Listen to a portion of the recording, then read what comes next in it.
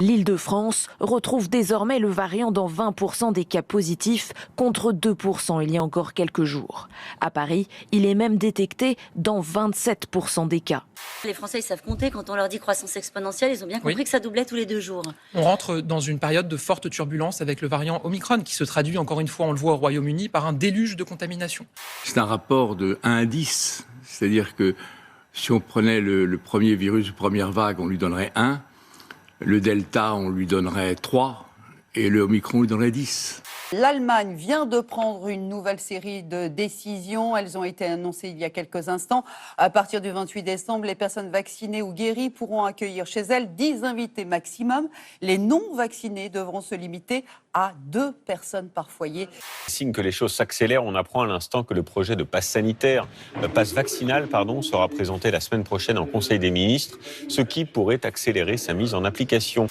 Et nous visons désormais une adoption définitive du pass vaccinal dès la première quinzaine du mois de janvier.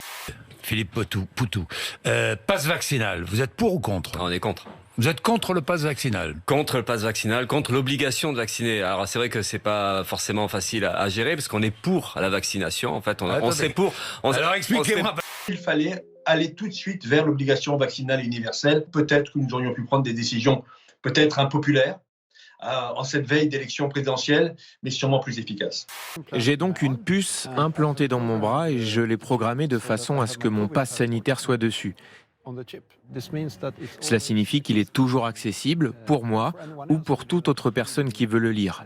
Vous êtes accusé d'avoir menti sur votre état de santé après un test positif au Covid-19. C'est Libération qui l'écrit ce matin, Nicolas Dupont-Aignan.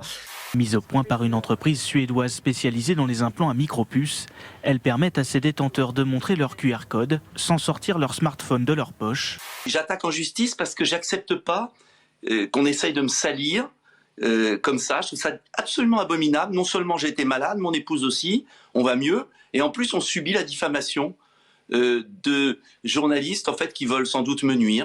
Laurent Wauquiez prive l'établissement de 100 000 € sur les 15 millions nécessaires à son budget annuel. Sciences Po Grenoble est depuis trop longtemps dans une dérive idéologique et communautariste inacceptable.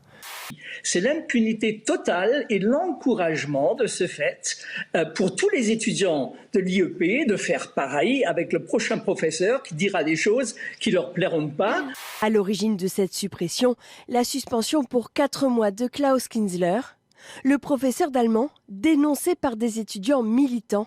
Valérie Pécresse qui s'inquiète de ce phénomène que tu décris Pascal et Éric Zemmour qui salue la décision de Laurent Wauquiez ont réagi.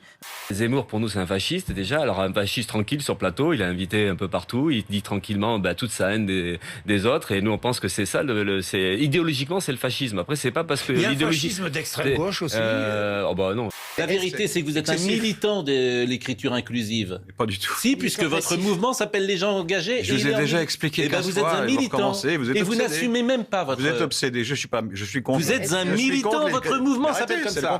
128 communes sur la ligne de départ, départagées donc par les internautes qui ont pu voter à chaque tour. Et le grand gagnant, fin du suspense, est Sainte-Verge. Sainte-Verge dans les Deux-Sèvres. Les engagés, votre mouvement est écrit en écriture inclusive. Enfin, c'est quand même incroyable de ces positions assumées. Mais non, je l'assume pas. Sainte-Verge qui s'est imposé en finale face à Gland. Alors des Glands, il y en a un peu partout en France, mais là c'est Gland dans l'Yonne.